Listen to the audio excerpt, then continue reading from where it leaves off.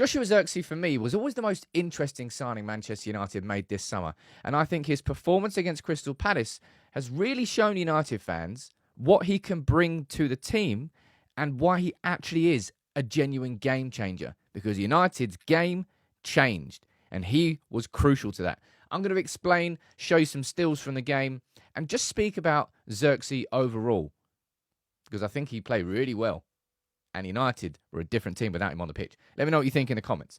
Now, before Zirkzee signed, I did a transfer profile looking into his game. All right, so everything that I saw against Palace and kind of what we've seen so far in a positive way from Zirkzee, it's not a surprise. If you'd watched him at Bologna last season, this is who Zirkzee is. By his own words there, he's not a number 9. He's not number 10. 9.5. He's a blend. And that's what we've seen. And that's, for me, what was so impressive against Crystal Palace. Now, take a look at the stats here, right? He went off in the 61st minute.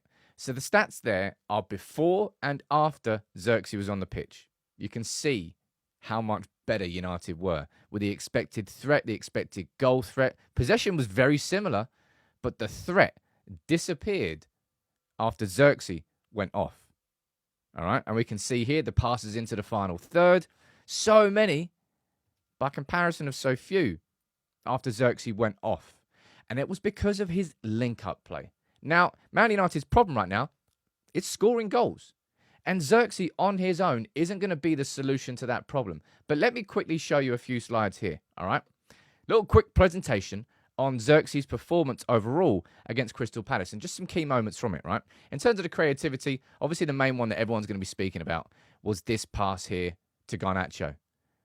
Turn, faced, lovely ball through. Created a clear-cut opportunity for Garnacho. Of course, unfortunately, Dean Henderson saved it. But it was a lovely ball from Zirkzee. And another example here, right? Bruno, ball into Zirkzee. Instead of holding onto the ball, you can see he's surrounded it. And I was actually worried about how much space Manchester United were going to have centrally against Crystal Palace.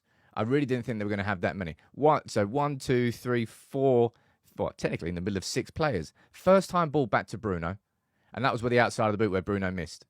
I actually thought that was kind of understood why he hit that with the outside of his boot. But anyway, Zirkzee, lovely, quick interlinking play, sorry.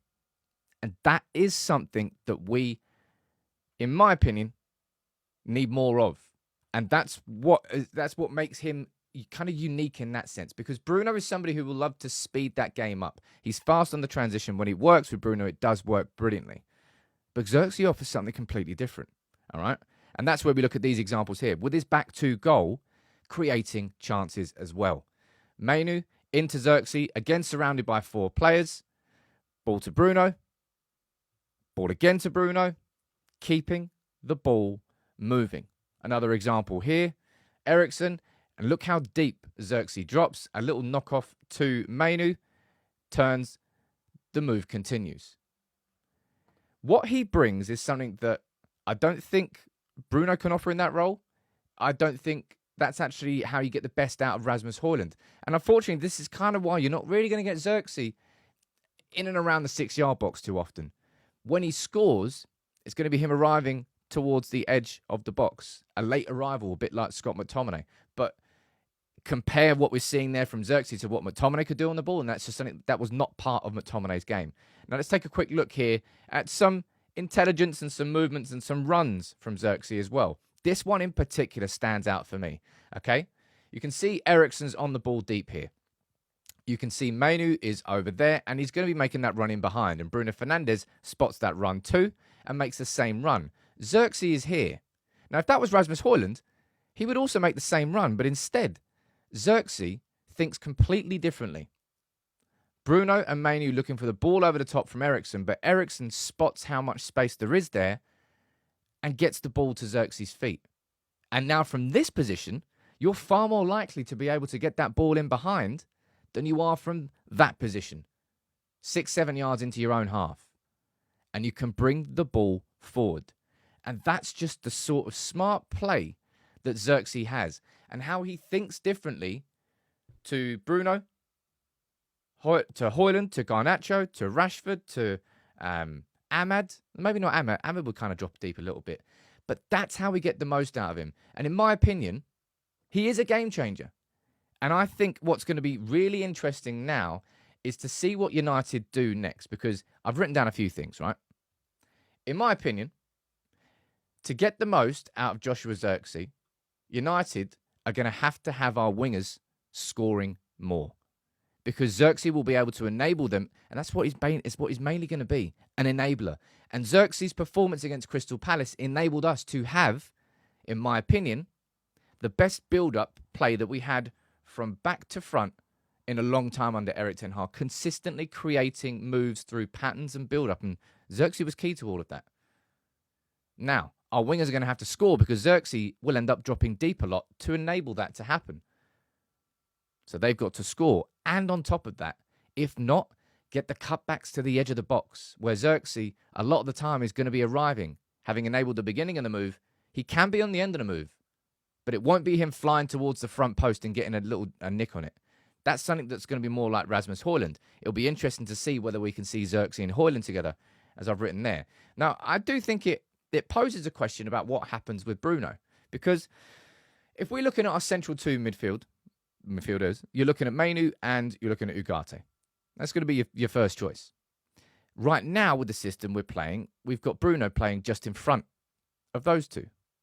Can you do that and play Zirkzee in that sort of false 9 role, the 9.5? I don't really think you can.